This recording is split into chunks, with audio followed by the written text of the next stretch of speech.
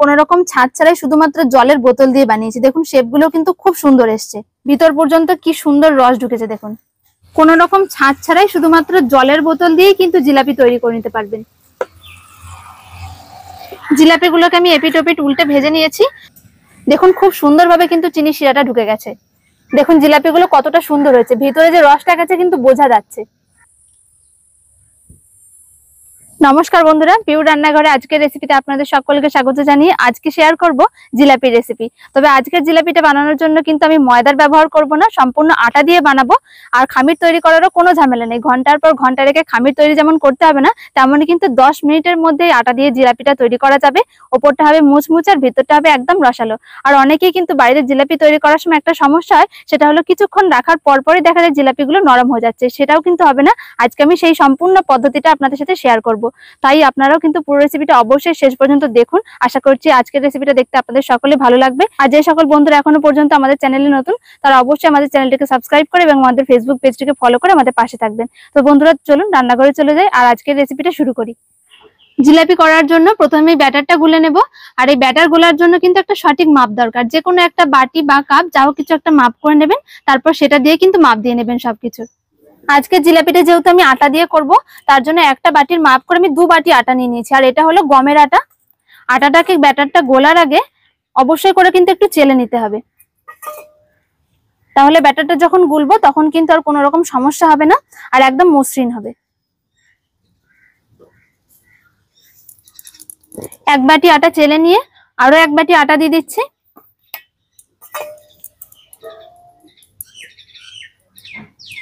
দিয়ে দিচ্ছি একটুখানি লবণ আর হাফ চামচ এখানে খাবার সোডা নিয়েছি। আর অবশ্যই করে কিন্তু খাবার সোডাটা দিবেন, বেকিং পাউডার দিলে কিন্তু নরম হয়ে যায়। আর এটা হলো বেকিং সোডা।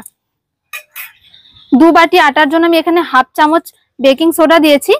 আপনারা যদি 1 বাটি আটা দিয়ে করেন তাহলে কিন্তু যে কোনো একটা টেবিল চামচের 4 ভাগের 1 ভাগ দিলেই হয়ে যাবে। শুকনো উপকরণগুলো একটুখানি ভালো করে মিশিয়ে নিয়েছি। আর যে বাটির মাপ করে আমি 2 বাটি আটা নিয়েছিলাম, ঠিক ওই বাটিরই মাপ করে কিন্তু 2 বাটি জল দিতে হবে। 2 বাটি জলের কম বা বেশি দিলে কিন্তু হবে না, অল্প অল্প করে দিয়ে ব্যাটারটা গুলে নিতে হবে। 2 বাটি আটার জন্য আমি 1 বাটি জল দিয়েছি, কিন্তু দেখুন পুরোপুরি কিন্তু শুকনো, তাই আরো 1 বাটি জল নিয়ে নিয়েছি। এই জলটা বেড়ে অল্প অল্প করে দিয়ে দেবো।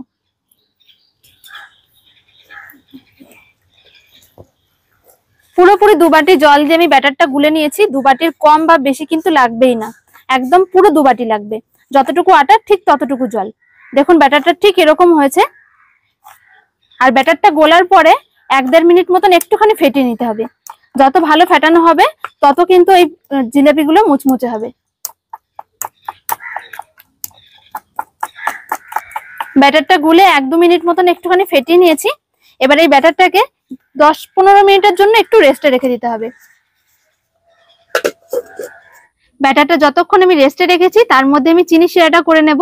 আর যে বাটির মাপ করে আমি সমস্ত উপকরণগুলো নিয়েছি, ওই একই বাটির মাপ করে কিন্তু আমি 2 বাটি আটার জন্য 2 বাটি চিনি দিয়ে দেব।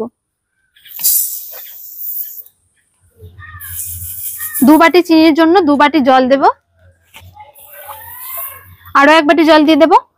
আর এই মাপগুলো কিন্তু অবশ্যই ঠিক করে নিতে হবে। জিলাপি করার জন্য কিন্তু চিনির শিরা একদম পাতলা শিরা হবে, মানে চিনিটা গলে গিয়ে একটু ফুটে গিয়ে চিটচিটে ভাব আসবে, ঠিক সেরকম অবধি কিন্তু জাল করে নিতে হবে। খুব বেশি যদি শিরা ঘন হয়ে যায় তাহলে কিন্তু জিলাপির মধ্যে রসটা ঠিকঠাক ঢুকবে না। তাই চিনির শিরাটা কিন্তু অবশ্যই করে একটু বুঝে শুনে করবেন, তা না হলে দেখবেন জিলাপি হয়তো ঠিকঠাকই হবে কিন্তু চিনির শিরায় দেওয়ার পর রস ঢুকবে না আর খেতেও ভালো লাগবে না। চিনির রসটা খুব ভালোভাবে ফুটে গেছে দেখুন।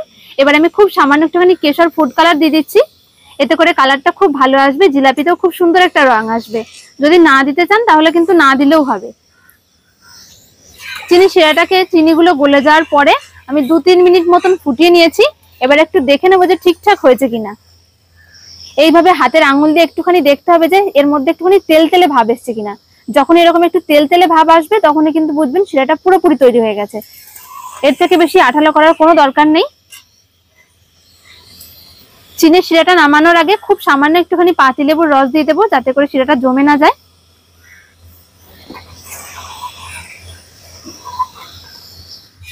চিনি শিরাটা হয়ে গেছে, নামিয়ে এবারে ঢাকা দিয়ে রেখে দেবো। আর আজকের এই আটার জিলাপিগুলো বানানোর জন্য কিন্তু আমি কোনো রকম ছাঁচ ব্যবহার করব না। এরকম একটা জলের বোতল নিয়ে নিয়েছি। সাধারণ আমাদের যেরকম প্লাস্টিকের বোতল বাড়িতে থাকে, সেই প্লাস্টিকের একটা বোতল থাকলেই কিন্তু আজকের এই জিলাপিগুলো তৈরি করে নিতে পারবেন। এই প্লাস্টিকের শুধু বোতলের যে মুখটা রয়েছে, এই মুখটা একটুখানি ফুটো করে নিতে হবে। চিনি শিরাটা করতে করতে এদিকে দেখুন ব্যাটারটাও কিন্তু খুব সুন্দরভাবে রেস্টে রাখা হয়ে গেছে। এইবার আমি ব্যাটারটাকে ভরে নেব। আর যে বোতলটায় ভরবো সেই বোতলের মুখটা দেখুন এরকম ভাবে একটুখানি ফুটো করে নিয়েছি। খুব বেশি করলে কিন্তু বেশি মোটা মোটা হয়ে যাবে, একটু সাইজ করে নেবেন। বোতলের মুখের ওপরে একটা ফানেল দিয়ে দিচ্ছি। এবার এই ফানেলের গায়ে একটুখানি সাদা তেল খুব ভালো করে লাগিয়ে দিচ্ছি।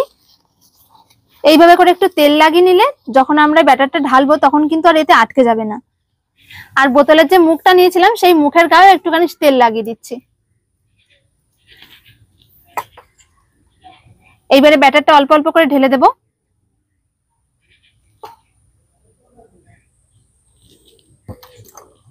একবারে কিন্তু সবটা ঢালা যাবে না, এইভাবে অল্প অল্প করে ঢালতে হবে আর একটুখানি ভরে নিতে হবে।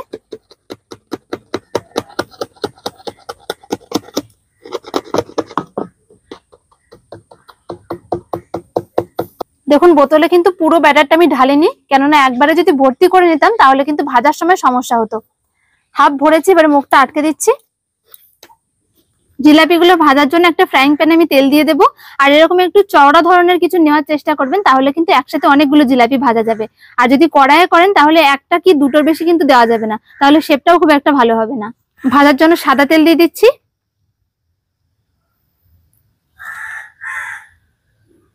তেলটা ঠিকঠাক গরম হয়েছে কিনা দেখার জন্য এক ফোঁটা দিয়ে দেখছি ব্যাটার। দেখুন দেওয়ার সাথে সাথে কিন্তু একদম নিচে লেগে রয়েছে, মানে ভেসে ওঠেনি। এইরকম যদি নিচেই পড়ে থাকে তাহলে জানবেন তেলটা একদমই কিন্তু গরম হয়নি। দেওয়ার সাথে সাথে যখনই তেলের উপরে ভেসে উঠবে তখনই জানবেন তেলটা একদম ঠিকঠাক গরম হয়েছে। আরো কিছুক্ষণ তেলটা গরম করে নিয়ে এক ফোঁটা দিয়ে দেখছি ঠিকঠাক তেলটা গরম হয়েছে কিনা। দেখুন দিতে না দিতে কিন্তু তেলের উপরে ভেসে উঠেছে, মানে তেলটা এখন পুরোপুরি গরম হয়ে গেছে। এইবার আমি জিলাপির শেপগুলো দিয়ে নেব। বোতলটাকে এইভাবে করে একটুখানি হেলালেই দেখবেন খুব সুন্দরভাবে কিন্তু জিলাপি শেপগুলো তৈরি হয়ে যাচ্ছে।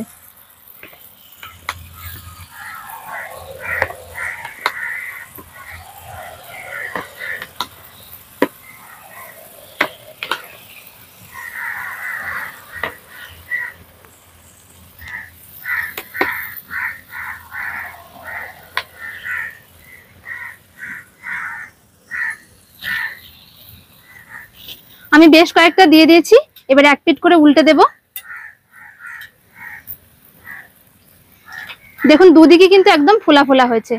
এরকম যখন তেলটা খুব ভালোভাবে গরম হয়ে যাবে তখনই কিন্তু দিতে হবে, তা না হলে দেখবেন জিলাপিগুলো তেলে দেওয়ার পরপরই কিন্তু চ্যাপ্টা হয়ে যাবে। জিলাপিগুলোকে আমি এপিট ওপিট উল্টে পাল্টে খুব ভালো করে ভেজে নিয়েছি। এবার এক এক করে তুলে নেব। আর তুলে নিয়ে কিন্তু সঙ্গে সঙ্গে চিনি শিরার মধ্যে দিয়ে দিতে হবে। যে চিনি শিরাটা করে রেখেছিলাম তার মধ্যে দিয়ে দিচ্ছি। একটুখানি উল্টে দেব।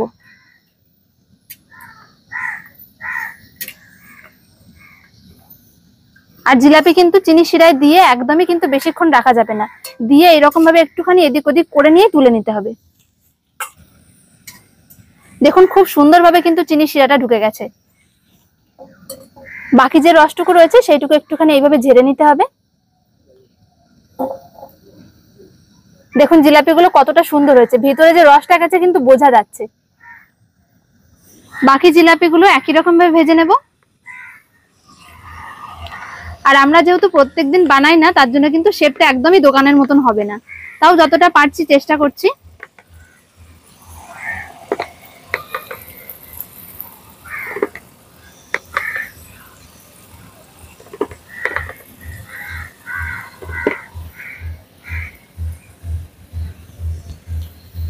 জিলাপিগুলোকে আমি এপিট ওপিট উল্টে ভেজে নিয়েছি। যখন একটু মুচমুচে করে ভাজা হয়ে যাবে তখনই কিন্তু তুলতে হবে। এবারে এর থেকে তুলে সঙ্গে সঙ্গে চিনি শিরায় দিয়ে দেব।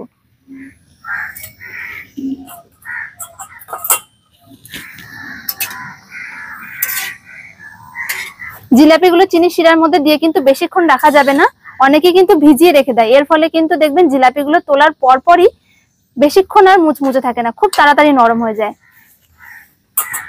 একটুখানি এদিক ওদিক করে নিয়ে তুলে নিতে হবে। তাহলে যেরকম রসালো হবে সেরকমই কিন্তু ওপরটাও মুচমুচে থাকবে।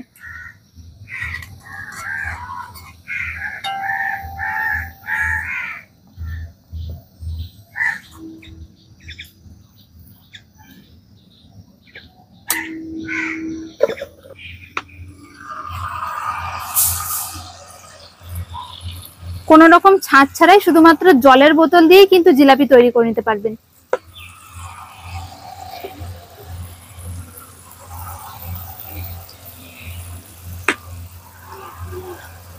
দেখুন শেপগুলো কতটা সুন্দর হচ্ছে।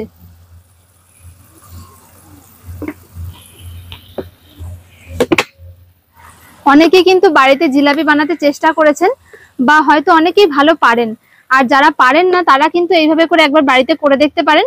যাদের চেষ্টা করার পরেও জিলাপিগুলো ভালো হয়নি বা ভালো হয়েছে হয়তো কিন্তু শিরায় দেওয়ার পরে নরম হয়ে গেছে বা চিনির রস ঢোকেনি, তাদের বলবো অবশ্যই করে এই রেসিপিটা ফলো করবেন আর একদম আমি যেভাবে করেছি এইভাবে করেই বাড়িতে করবেন, তাহলে দেখবেন একদম পারফেক্ট জিলাপি হবে।